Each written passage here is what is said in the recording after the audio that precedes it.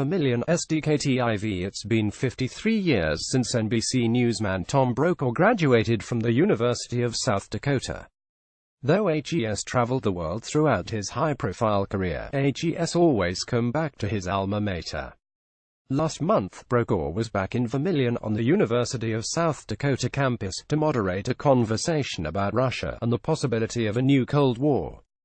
Following suspected interference in the 2016 presidential election, media attention turned to the Trump administration. Like the relationship the U.S. enjoys with Russia, the relationship between the White House and the media is tense at times. Most presidents are not really happy with the coverage that they get, said Tom Brokaw, former NBC News anchor. From 1973 to 1976, Tom Brokaw was NBC's White House correspondent. Richard Nixon was a perfect example of that, said Brokaw.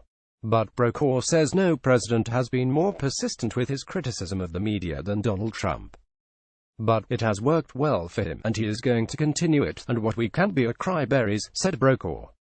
What we have to be are the people doing the job on a daily basis. Brokaw admits that some journalists do cross the line. I think there are times when journalists go too far on criticism of really trivial pursuit on his part, said Brokaw. We've got to keep our eye on the big issue that's out there and see how that's resolved over the long haul. So, how do journalists rise above the rhetoric? The greatest weapons we have in our quiver are facts, said Brokaw. And the history of what HES said before, and the history of what HES done before. Brokaw's advice for journalists: arm yourself with facts, and stick to them. There are times that cheap shots are taken at the president, said Brokaw. There's no question about that. We all need to take a deep breath, and find a way to work on issues. Brokaw also has some advice for college students, who are the next generation of journalists.